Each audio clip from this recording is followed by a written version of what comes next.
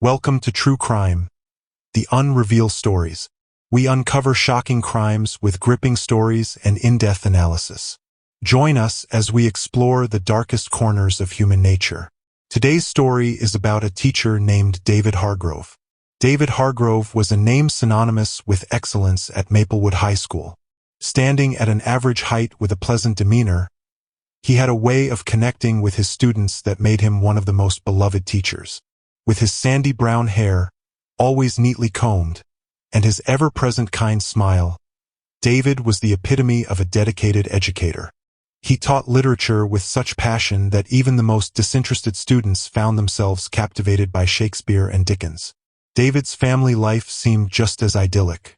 Laura Hargrove, his wife, was a charming woman who worked part-time at a local bakery. Her warm personality and knack for baking made her a favorite in their close-knit community. Together, they had 2 children, Emily, a bright 10-year-old with a love for painting, and Michael, a playful 7-year-old who idolized his father. The Hargroves lived in a picturesque house with a white picket fence, complete with a well-tended garden that Laura took pride in. David's routine was predictable and comforting. He would wake up early, prepare breakfast for his family, and then head to school. After a day of teaching, he would return home, help his children with their homework, and spend the evening reading or watching TV with his wife. To anyone observing from the outside, David's life was the embodiment of the American dream. David's weekends were equally structured. Saturday mornings were dedicated to family activities. The Hargroves would visit the local park, where David would play catch with Michael while Laura and Emily worked on their sketchbooks. Saturday afternoons were reserved for household chores, with David often fixing things around the house. In the evenings, they would gather for a movie night, enjoying classics like The Sound of Music and Mary Poppins. Sundays were for church and community service. David was an active member of the church choir and often volunteered at the local food bank. Laura was the heart of their social circle. She organized neighborhood potlucks, where her famous apple pie was always a hit. Her friends admired her for managing both her job and her family so effortlessly. Emily and Michael were popular at school, known for their good manners and kindness, traits they inherited from their parents. The Hargroves' home was a hub of activity, with friends and neighbors often dropping by for coffee and a chat. But behind the facade of this perfect family life, David led a double life that no one in his immediate circle could have suspected. When the sun set, David transformed into a different person.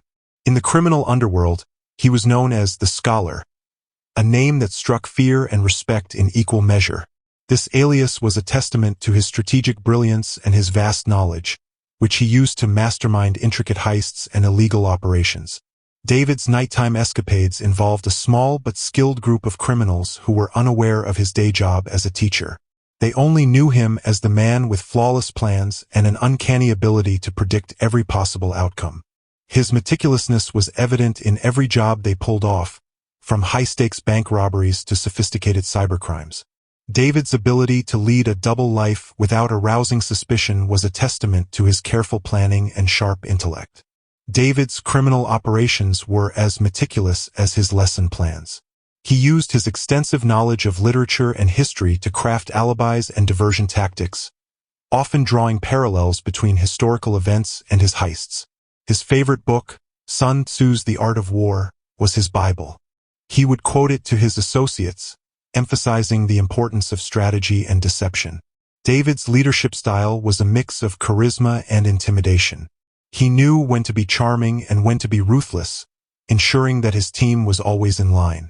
His wife, Laura, had no idea about his nocturnal activities. She believed he was attending night classes for his PhD, a story David had fabricated to explain his frequent absences. His children, Emily and Michael, adored their father and never questioned his late nights, assuming he was working hard to provide a better future for them. David's double life was a delicate balance of deception and precision. He had created an elaborate system of codes and signals to communicate with his criminal associates without arousing suspicion. His office at home, which Laura rarely entered, was a nerve center of his operations. Hidden compartments, secret drawers, and multiple burner phones were part of his elaborate setup. David's ability to compartmentalize his life was extraordinary. He could switch from discussing a heist plan to helping Emily with her homework on fractions without missing a beat. The delicate balance of David's dual existence began to wobble with the arrival of Detective Olivia Reynolds. Olivia was new to the Maplewood precinct, a transfer from the city with a reputation for being relentless and intuitive. She had a sharp eye for details and an innate ability to connect the dots that others missed.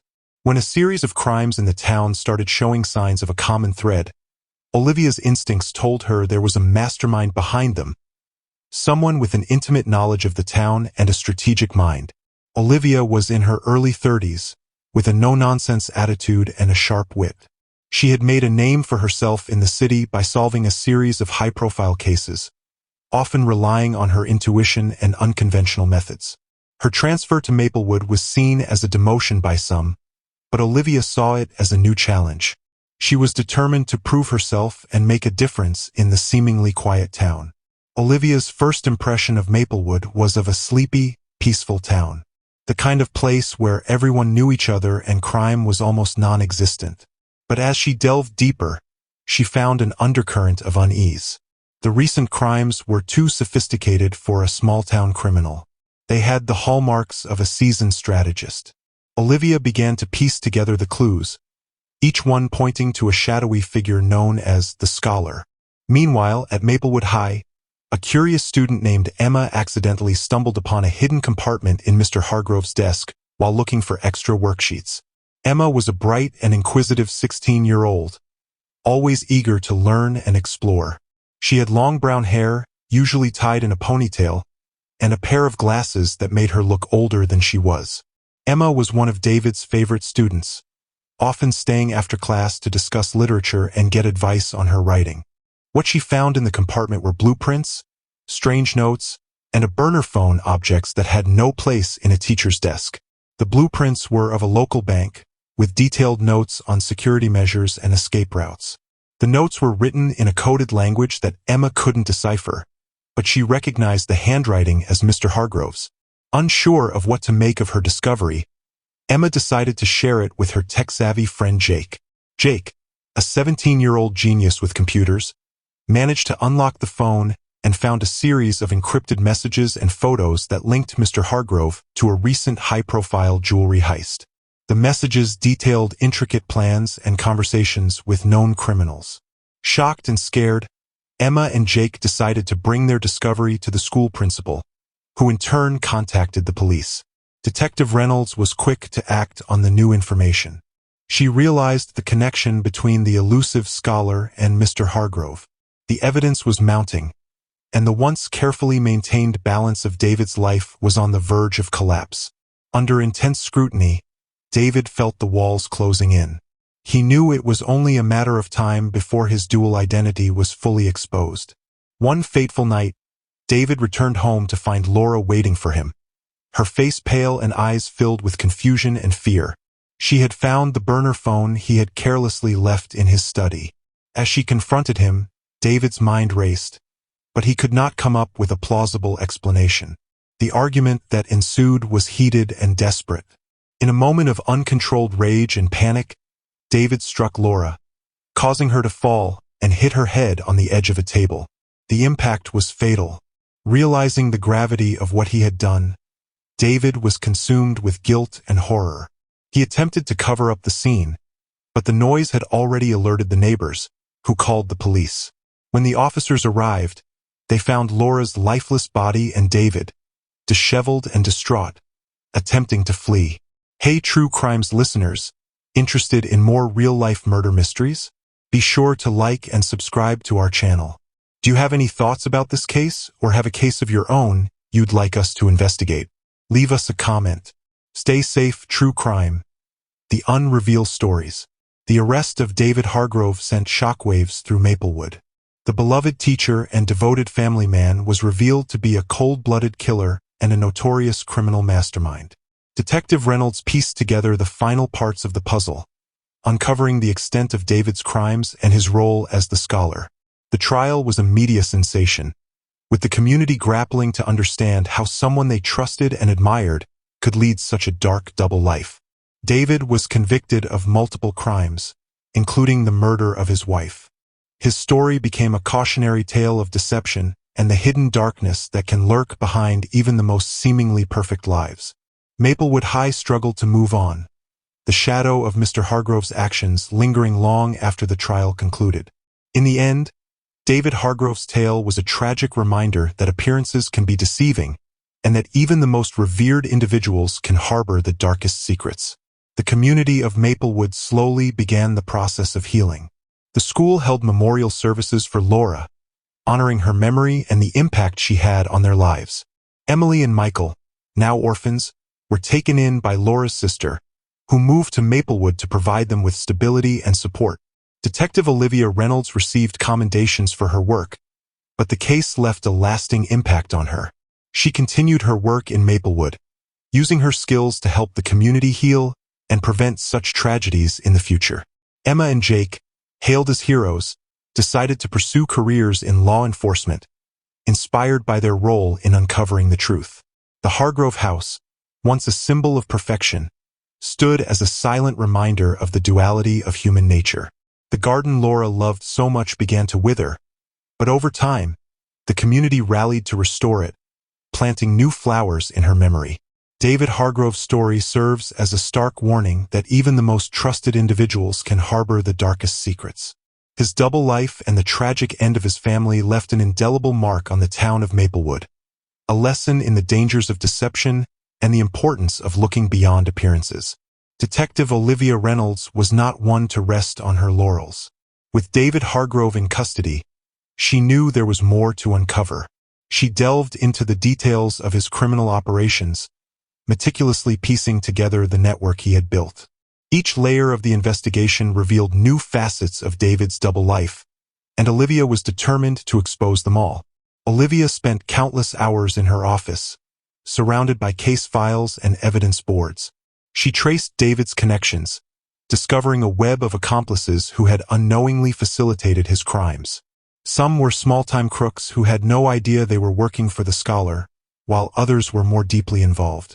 Olivia's investigation led her to a series of underground meetings and hidden stashes of stolen goods. One night, Olivia received an anonymous tip about a safe house used by David's gang. She organized a raid, hoping to catch some of his associates off guard.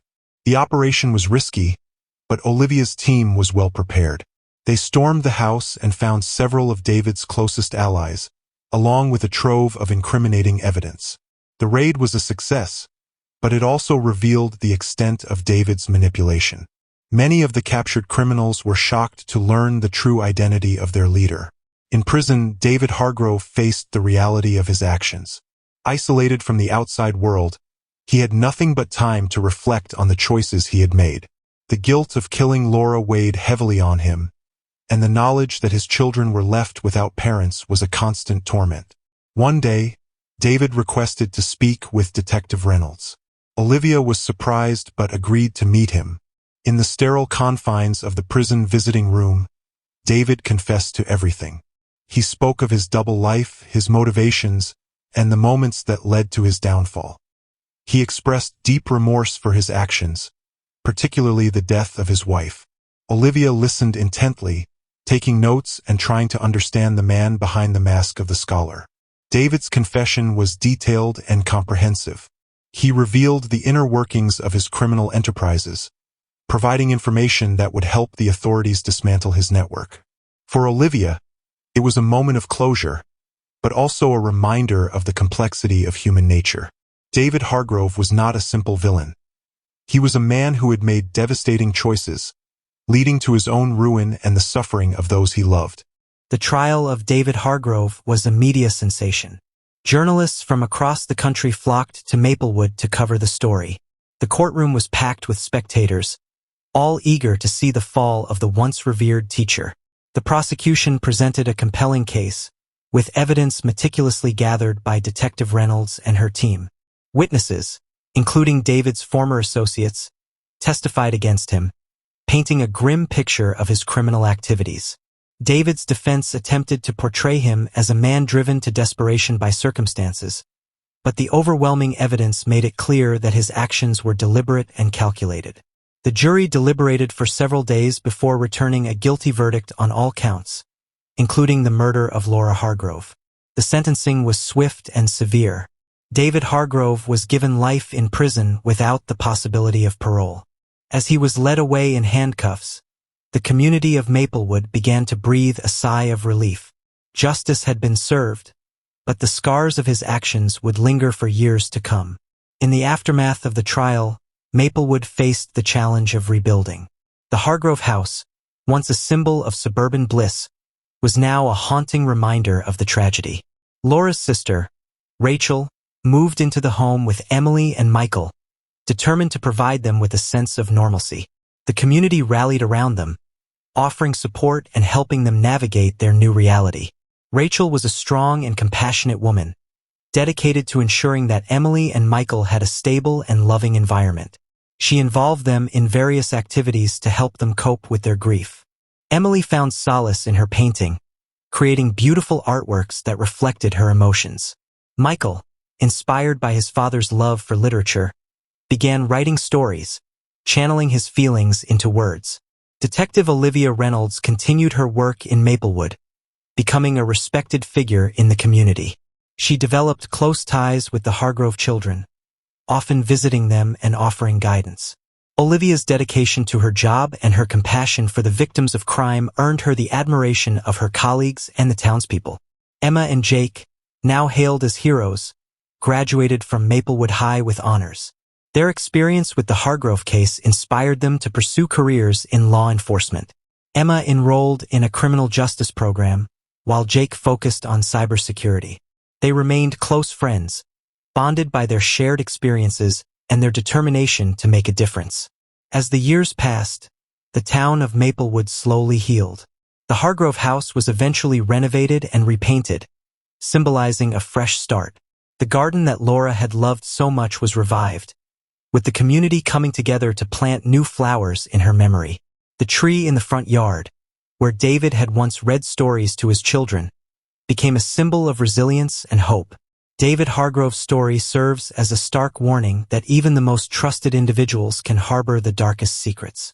His double life and the tragic end of his family left an indelible mark on the town of Maplewood, a lesson in the dangers of deception and the importance of looking beyond appearances. Thanks for watching True Crime, The Unrevealed Stories.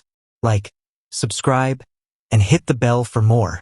Share your thoughts and case suggestions in the comments. Stay safe and vigilant.